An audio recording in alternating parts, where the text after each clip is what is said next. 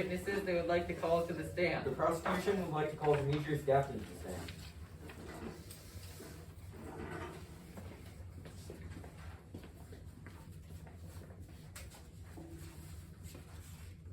Do you swear under the penalty of perjury to tell the whole truth and nothing but the truth, so help you God? Sure do. Thank you for being here today, Mr. Gafton. Please say your first name and spell your last name for the record. My name's Demetrius Gafton, Gafden. Thank you. Please explain to us how you know Mr. Delmere. Oh, we work together at the Leaky Oyster Bar and Grill. I'm the sous chef, he's the head chef. How well do you know Mr. Delmere? Oh, I know him really well. We worked together for years. Did Mr. Delmere ever erupt or get really angry while you were working? Well, yeah, he'd get, angry pretty much every busy night. Well, maybe if he did his job. Mr. Hey, I'm the Delmere, best sous chef you ever Mr. had, Delmere, let me remind you, I will hold you in contempt of this court. Frickin' haggis. Haggis every night, please. Did you ever see Mr. Delmere harass or abuse any of those victims? No. Oh, yeah, I did. That guy, second from the right over there, he used to hit him and, curse him out. I even saw him threaten a guy on the far left, too. You bunch of dollars. Let the record show that the witness has established Oliver Erkins and Paul Dufresne as the man two to the right and all the way to the left. Did Mr. Delmere ever harass or abuse you? Oh, yeah, he'd hit me sometimes, too. Wow. How often would this occur? Probably every night. No further questions, Your Honor. Your witness. Any redirect? No, Your Honor. The witness is excused. But I'm not, because she has some questions for me. Yeah, you She's standing said there. the wrong I word. assume this lady here, you got some questions You for me, said lady? it wrong. Hey, lady, you got some questions? Oh. All right, go ahead, shoot. Thank you, Mr. Gafton, for being here today. I am Mrs. Perez, Assistant Attorney for the defense. Did Mr. Delmere use that knife over there while he was cooking? That one, yeah, he'd use it very often. Did Mr. Delmere ever cut himself so that blood would be spilled on a knife? Well, yeah, he'd cut himself every so often. Did anyone else have access to that knife?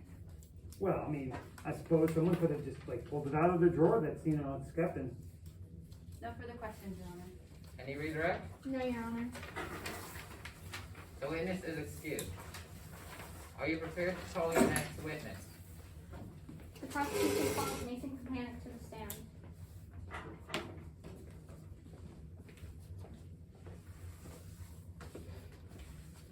Do you swear under the penalty of perjury to tell the whole truth and nothing but the truth, so help you God? I do. Can you please state your first name and spell the last name for your record? Mason. Konpannik. Thank you for being here today, Mr. Kapanek. Could you please share with us your relation to Mr. Delmere? Well, we used to be the best of friends. George Gabson, Oliver Erkins, Donald Kirkinson, and Paul Dufresne. And I used to hang out all the time.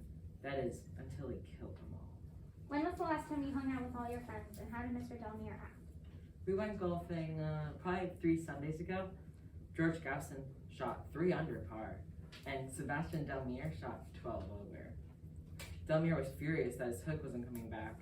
He said he might hit Gabson in the head with his 3-iron, but I think he was joking. Wow, can you talk more about Mr. Delmere's recent attitude? Well, he's been really mad and sad recently. He had punched Oliver a few weeks ago. He started crying a few weeks ago when he came over to watch football. He even got so drunk 4 weeks ago, he started throwing up all over the place. Thank you so much, Mr. Kapanek. The prosecution has no further questions. Any redirect? No, Your Honor. The witness is excused. Are you prepared to call your next witness, Mr. Gibbs? The prosecution has no further witnesses to call to the stand, so the prosecution rests. Mrs. Kramer, the prosecution has rested. Do you have any evidence or witnesses to present? Yes, Your Honor. The defense calls Julia Teodosio to the stand.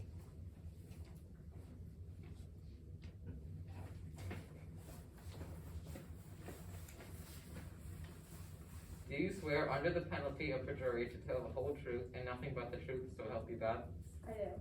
Thank you for being here today. Could you please state your first name and spell your last name for the record? Julia Teodosio. Teodosio spelled Teodosil. Could you please describe your relationship with Mr. Delmere? I'm his boss at the Leaky Oyster Bar and Grill. I'm the owner and head manager there. Could you please describe Mr. Delmere in your own words? Oh, he's a really great guy, actually. He makes delicious food, and he's actually a really good chef. He's an amazing leader in the kitchen, and he's actually a pretty kind person. How long have you known Mr. Delmere? About 20 years or so? No further questions, Your Honor. Cross-examination from the prosecution. Yes, Your Honor, just one question. Are you being compensated by Mr. Delmere? Yes, ma'am. No further questions, Your Honor. The witness is excused. I'm allowed to pay my witnesses. Mr. Delmere, I'll remind you to act with decorum in this court. Any further witnesses or evidence the defense wishes to call? No, Your Honor. The defense rests. Thank you. Ladies and gentlemen of the jury, thank you for your patience. Thank you for your service. Both the people and the defense have presented their evidence at this point. Both the people and the defense have entitled to give a closing statement. I will remind you that the statements made by the counsel are not evidence. The prosecution, the people, will first present their closing argument and then the defense. Mr. Gibbs, are you ready? Yes, Your Honor. Please proceed. Members of our community, you've been patient, you've been attentive, and you've been honest to listen to the evidence, much of it technical in nature, pertaining to this heinous crime. And now you have to do your job. I told you at the beginning of this trial that I would prove beyond a reasonable doubt that that man is a killer. And he is. But now you have to decide. Justice is in your hands. Mr. Delmere went to 4 members of our community's houses, acted like they were the best of friends, only to take their lives in brutal stabbings. So what are we going to do about it? It's going to take each and every one of you in good conscience that that man is guilty. Because if he is found guilty, he will go to prison for a long time. But he'd still be alive. Those gentlemen there are not alive. Their wives and children and loved ones will never get these men back.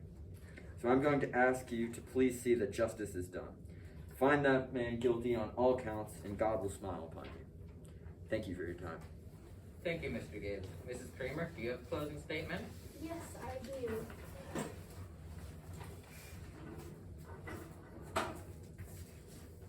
It's not often we hear about a crime so horrible, especially not in our small county. But this goes to show it does happen, and the defendant is innocent. Witnesses have testified saying that Mr. Delmere is an expert chef, not a serial killer. He may have had anger issues, but he never did anything with the intention to harm anyone, just to make the business better. Remember, no blood was found near my client's house or his belongings. Just a knife that was in my client's hands for cooking and nothing else. Please, ladies and gentlemen, don't send an innocent man to jail. His only crime was his immense love for cooking. Please, ladies and gentlemen, find Mr. Delmere not guilty of all crimes. Here is last hope. Thank you very much, Ms. Kramer. Do the people wish to have a rebuttal? No, Your Honor. Thank you. Ladies and gentlemen of the jury, at this point, you've heard the testimonies and evidence from both sides. You've heard closing arguments from both sides. The case is now in your hands. Let me remind you that the burden is on the prosecution to prove beyond a reasonable doubt every aspect of the crime. It is not the burden of the defense to prove innocence. It is only the responsibility of the defense to raise a reasonable doubt about one or more elements of the offense. To remind you, Mr. Delmere has been charged with 4 counts of first-degree murder. The burden was on the prosecution was to prove, number 1, the defendant or perpetrator did an act that caused death of another human, and number 2, the act of causing the death was a planned crime. If you find that the people have proved beyond a reasonable doubt of all these evidence, then you must deliver the verdict of guilty. If you find that the people have not proven one or more of these elements beyond a reasonable doubt, you must deliver a not guilty verdict. You'll be excused now to the jury room. The clerk will be outside, and you may ask to hear any testimony, read back to you, or you may see any physical evidence again. I instruct you that it is your first task to elect a foreperson. Ladies and gentlemen of the jury, do you have any questions? Hearing none, I will now excuse you to the jury room. We are in recess.